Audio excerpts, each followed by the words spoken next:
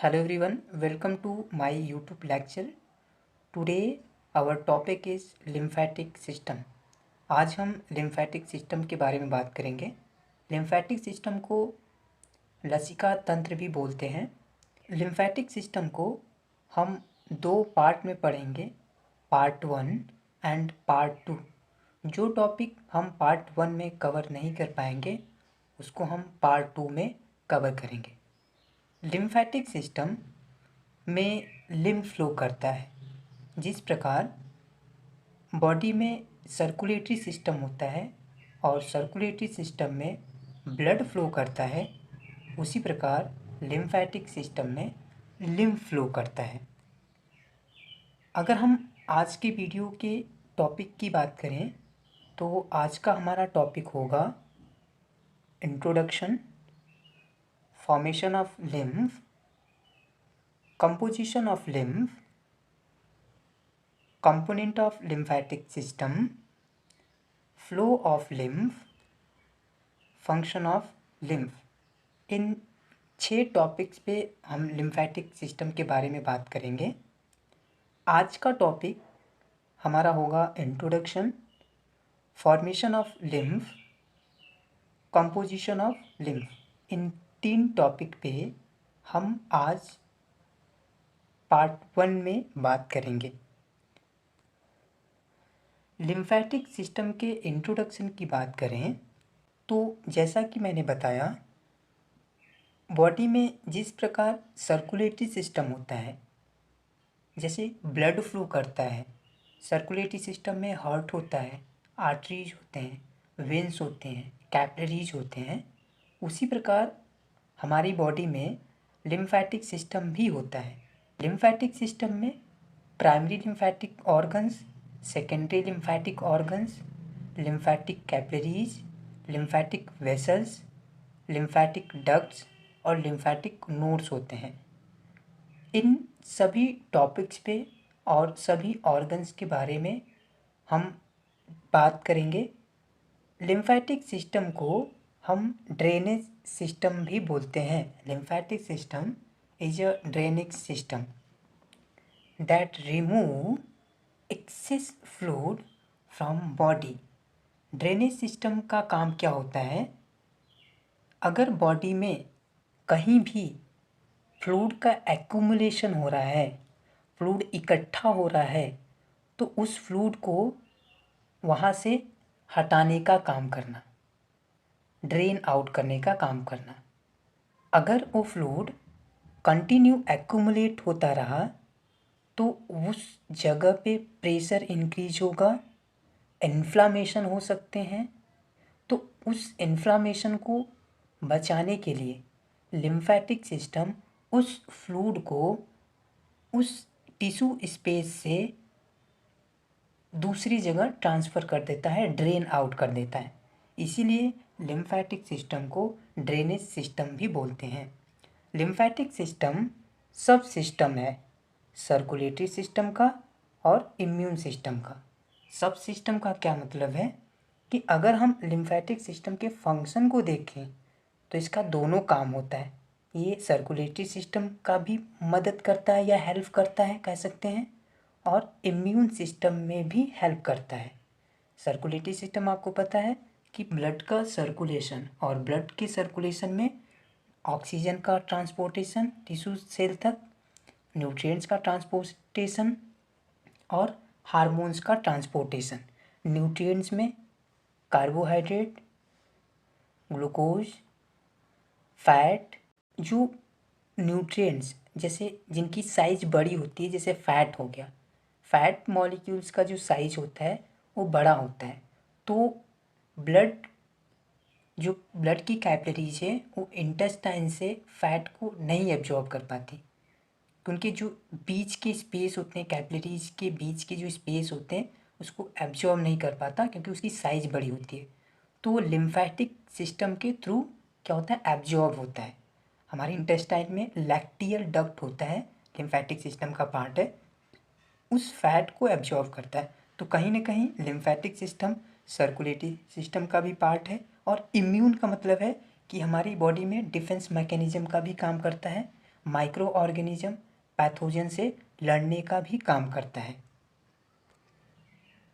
Lymphatic system is an organ system that form and circulate the lymph. मैंने बताया कि lymphatic system में lymph का फॉर्मेशन होता है और लिम्फ का सर्कुलेशन होता है। इन दोनों चीज़ को हम पढ़ेंगे भी कि लिम्फेटिक सिस्टम का फॉर्मेशन कैसे होता है और लिम्फेटिक सिस्टम का सर्कुलेशन कैसे होता है। तो lymphatic system is a one way system. One way system का मतलब है कि ये इसमें डबल सर्कुलेशन नहीं होते। जिस प्रकार हमारी बॉडी में डबल सर्कुलेशन होता है सर्कुलेटरी सिस्टम में, कि ब्लड हार्ट से टिश्यू तक और फिर टिश्यू से हार्ट तक वेन के थ्रू आता है, तो ये तो डबल सर्कुलेशन हो गया। लेकिन लिम्फेटिक सिस्टम में डबल सर्कुलेशन नहीं होता, वन वे सिस्टम है। लिम्फेटिक सिस्टम में लिम्फ टिश्यू स्पेस से ब्लड की तरफ मूव करता है। ब्लड सर्कुलेटरी सिस्टम में क्या होता है कि ब्लड आर्टरी, हार्ट से आर्टरी के थ्रू टिश्यू तक जाता है और टिश्यू से वेन्स के थ्रू फिर से हार्ट की तरफ आता है, तो ये डबल सर्कुलेशन हो गया। लेकिन लिम्फेटिक सिस्टम में लिम्फ जो है वो टिश्यू से ब्लड की तरफ सिर्फ मूव करता है, one way system. Lymph can not flow backward. जिस प्रकार सर्कुलेटरी सिस्टम में वेन्स के अंदर वॉल्स होती हैं, वेन्स के अंदर वॉल्स होती हैं जिसकी वजह से ब्लड बैक फ्लो नहीं कर पाता, उसी प्रकार लिम्फेटिक सिस्टम में लिम्फ के अंदर, लिम्फेटिक वेसल्स के अंदर ये वॉल्स होती हैं और ये एंडोथेलियल की सेल्स जिससे वॉल्स होते हैं जो लिम्फ को बैक फ्लो से प्रिवेंट करती है। आप देख सकते हैं ये वॉल्स हैं, ये वॉल्स हैं और ये वॉल बैक फ्लो से प्रिवेंट करती है। तो lymph can not flow backward. Lymph is a one way system. Lymph क्या होता है कि टिश्यू स्पेस से लिम्फ ब्लड की तरफ मूव करता है। नाउ अगर हम फॉर्मेशन ऑफ लिम्फ की बात करें तो उससे पहले हमें लिम्फेटिक वेसल्स के कुछ कैरेक्टरिस्टिक फीचर्स के बारे में जान लेना चाहिए। जिस प्रकार हमें पता है कि जो सर्कुलेटरी सिस्टम में वेसल्स होती हैं वो आर्टरी होती है और वेन होती है, लेकिन लिम्फेटिक सिस्टम में कोई अलग लिम्फेटिक आर्टरी और लिम्फेटिक वेन्स नहीं होता, सिर्फ वेसल्स होती हैं। और ये vessels one directional open ended network होती हैं। जैसे क्या होता है, सर्कुलेटरी सिस्टम क्लोज सिस्टम है, क्लोज सर्किट है कि आर्टरी आई कैपिलरीज में कन्वर्ट हो गई और फिर से वेन्स में कन्वर्ट हो गई, ये क्लोज सिस्टम है। लेकिन lymphatic system open ended vessels होती है, ये क्लोज सर्किट नहीं होता। आप देख सकते हैं ये यहाँ से सर्कुलेटरी सिस्टम में ब्लड हार्ट से आता है, कैपिलरीज में कन्वर्ट होता है वेसल्स और उसके बाद वेन्स में, बट ये तो डबल सर्कुलेशन है, क्लोज सर्किट है। लिम्फेटिक सिस्टम में लिम्फ टिश्यू से मूव करता हुआ वेसल्स से होते हुए ये ब्लड की तरफ मूव कर जाता है और आके वेन्स में मिल जाता है। तो ये वन एंडेड है, ये आप देख रहे होंगे यहाँ पे कोई भी ये ओपन एंडेड है, कोई भी क्लोज्ड नहीं है, मतलब कोई सर्किट नहीं है, ओपन है।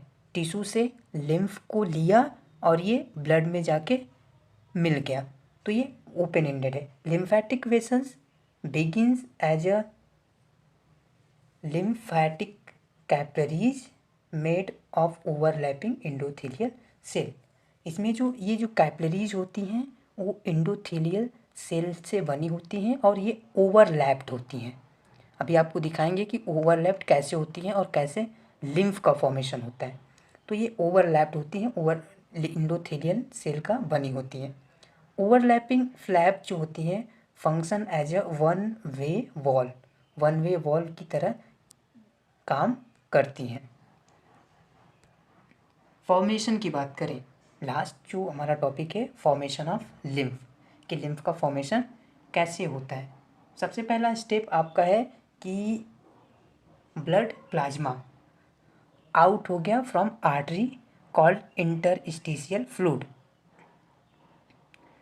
जब ब्लड हार्ट से टिश्यू तक आता है तो वहाँ पे कैपिलरीज से जो प्लाज्मा होता है वो लीक आउट हो जाता है और ये टिश्यू के बीच में, सेल के बीच में फ्लूइड प्लाज्मा लीक आउट हो जाता है और उस फ्लूइड को बोलते हैं इंटरस्टिशियल फ्लूइड। पढ़ा होगा बॉडी में दो टाइप के फ्लूइड होते हैं, एक इंट्रासेलुलर और दूसरा extra cellular.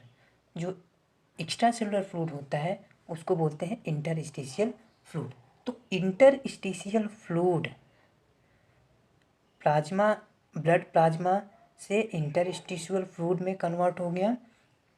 Interstitial fluid accumulate हुआ टिश्यू के बीच में, टिश्यू के बीच में सेल के बाहर एक्यूमुलेट हुआ और ये इंटरस्टिशियल प्रेशर को इंक्रीज कर रहा है।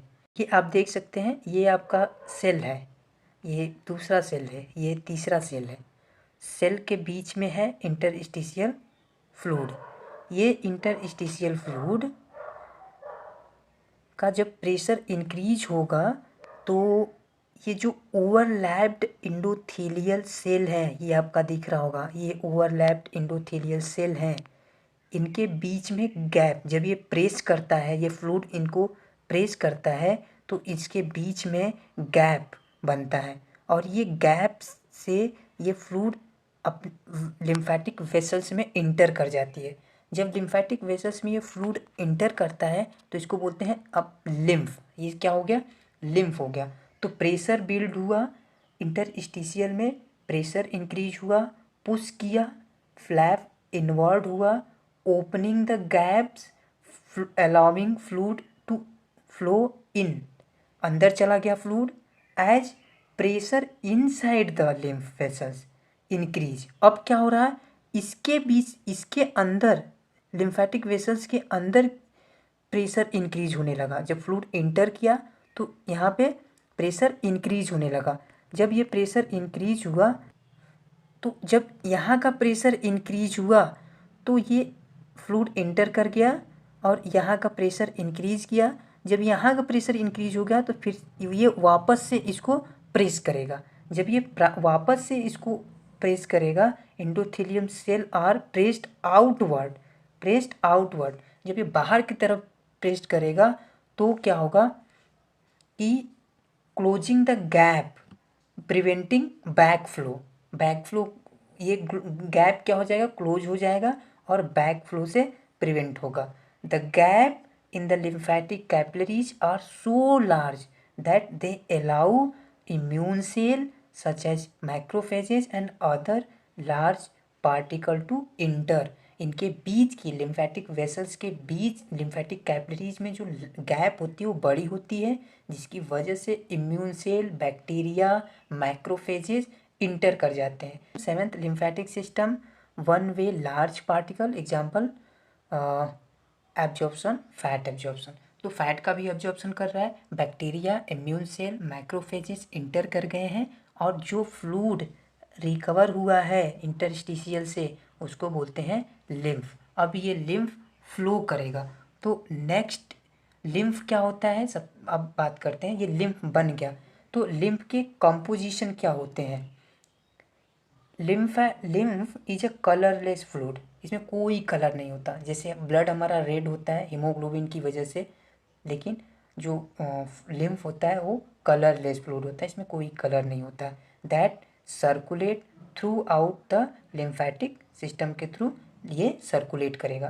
कंपोजिशन की बात करें तो 90% वाटर है, सॉलिड है 6%, सेल है, लिम्फोसाइट सेल है, प्लाज्मा है, WBC है, इलेक्ट्रोलाइट्स हैं और एंटीबॉडीज़ हैं। एंटीबॉडीज़ कौन कौन से होते हैं, तो IgA, IgD, IgG, IgE और IgM ये एंटीबॉडीज़ है। तो कंपोजिशन ऑफ लिम्फ, लिम्फ का कैसे फॉर्मेशन हुआ, उसके बाद लिम्फ फ्लो कैसे करेगा। तो नेक्स्ट पार्ट में हम लिम्फ के फ्लो के बारे में बात करेंगे और लिम्फेटिक सिस्टम में कौन कौन से organ, primary organ, secondary organs और कौन कौन से ऑर्गन्स होते हैं उनके बारे में बात करेंगे। Thank you so much.